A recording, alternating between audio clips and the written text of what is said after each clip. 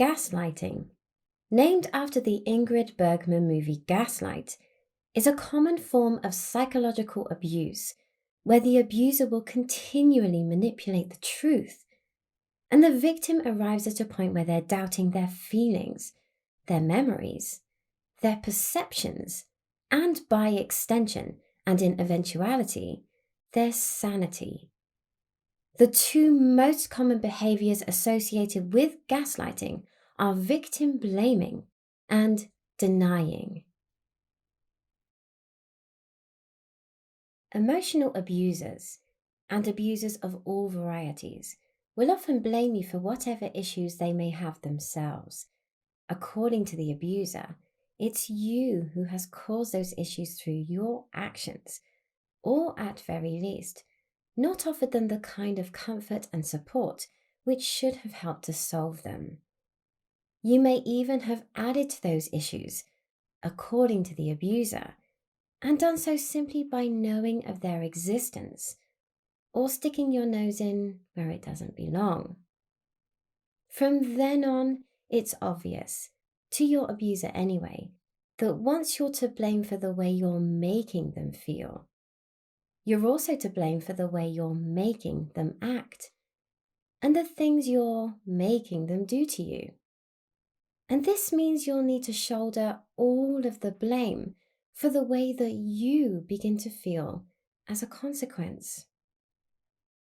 Emotional abusers will further blame you for problems they could and probably should be helping to solve, like the state of the house and the lack of food on the table.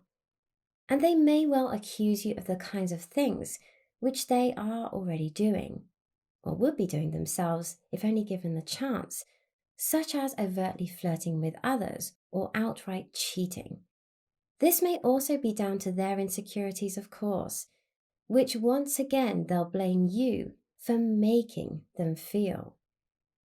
Then there's the way they always know, or always learn, how to press your buttons and goad you almost effortlessly into an emotional response or reaction. Once again, though, anything which happens thereafter, through their response and their reaction, is going to be your fault, regardless of whether it's them getting angry and breaking something, or you getting upset and breaking down. In fact, they might even say that you are the abusive one and they are your helpless victim. And in doing so, they'll not only give themselves a further reason for retaliation, but for walking away from these situations rather than staying and resolving them, like adults in a healthier relationship would almost definitely do. An abuser will often dispute your version of events, denying that conversations were had, arguments took place, agreements were reached, promises were made, things got lost, damaged, or broken, or that anybody was abused in any way, shape, or form. They may even make you feel guilty about things that never happened in the first place. Your abuser may also appear to be at least two different people: the perfect partner and that person who tortures you. The perfect partner, of course, is the role they most usually play in public, and it's a role you may well have endorsed, especially if you stand up for them or can't bring yourself to stand against them. Unfortunately, doing so, or not doing so, as the case may be, can enable them to turn people against you, or have them see your protestations, if they do ever surface, as the ramblings of somebody who has suddenly and completely out of nowhere become emotional, dramatic, or possibly downright crazy. Then there's the other version of themselves, the calculated abuser who's carefully crafted their alter ego as a device of abuse in itself. And it doesn't help the confusion when your abuser can, at will, become this other, more perfect version of themselves for you as well. Which is the true person, you may ask yourself? And in this respect, your abuser might add to that confusion by framing their abusive behavior as loving, or telling you that whatever happened was because they care for you too much, while all the time making promises and telling you that it will never happen again.